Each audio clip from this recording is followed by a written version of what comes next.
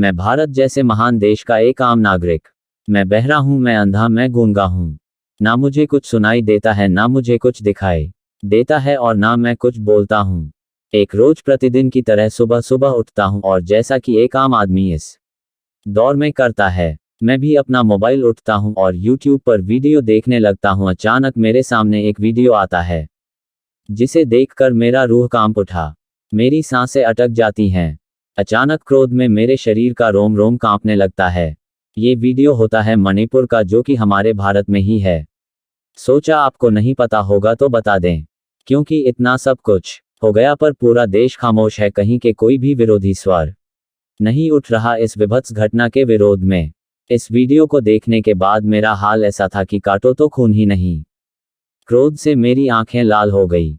दिल में आया कि सारे आतताइयों को लाइन से खड़ा करके गोली मार दूं।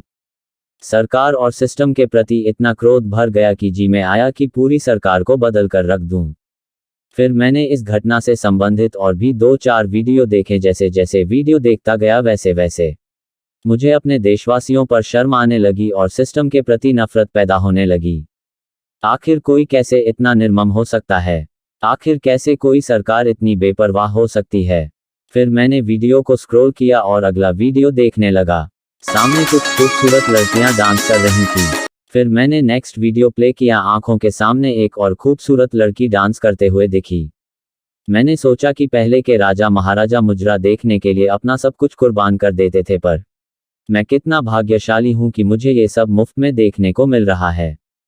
फिर मैं एक के बाद एक वीडियो को स्क्रॉल करता गया और अपने देश की खूबसूरती को देखता गया।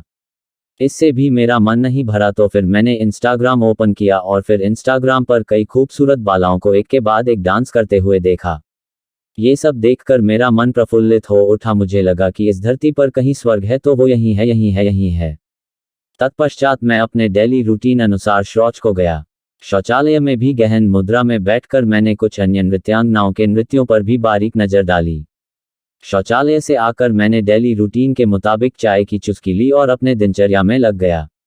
मेरे जैसे ही देश में लाखों करोड़ों युवा ऐसे हैं जो कि अंधे बहरे और गूंगे हो चुके हैं, जिन्हें देश में क्या हो रहा है ना कुछ दिखाई देता है, ना कुछ सुनाई देता है और ना वह कुछ बोल पाते हैं।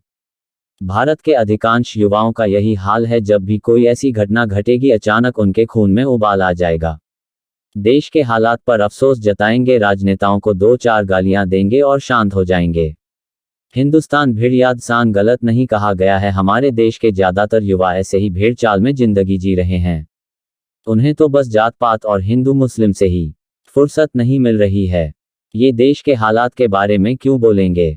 सच में ये गूंगे बहरे और अंधे हो चुके हैं।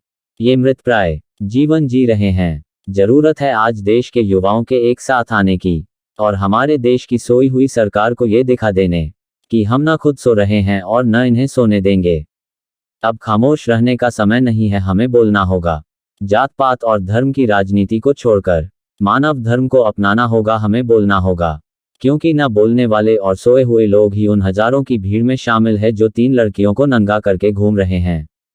निश्चित ही आज मानव धर्म शर्मसार हुआ है। ये भीड़ इंसानों की नहीं, जानवरों की है, और जानवर वह लोग भी हैं जो ये सब देखकर खामोश रह जाते हैं। तो आइए जानवर से इंसान बनते हैं और आवाज उठाते हैं। हमें बोलना ही होगा, इस खामोशी को तोड़ना ही होगा।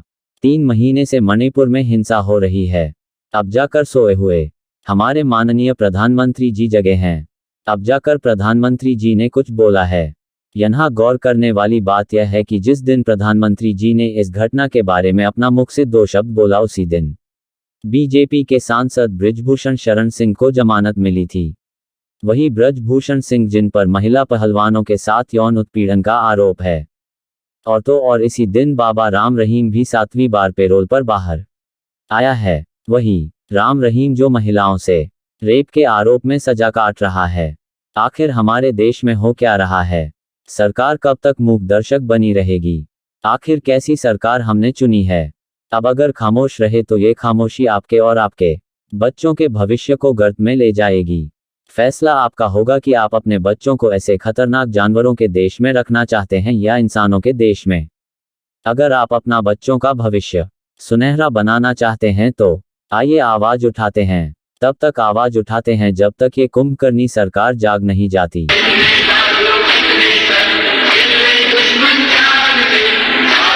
उठो जागो और बोलते रहो बस, आवाज उठाते जाओ, खुद भी जागो और सबको जगाओ। सबका एक ही नारा हो, अत्याचार मुक्त भारत हमारा हो। जय हिंद जय भारत।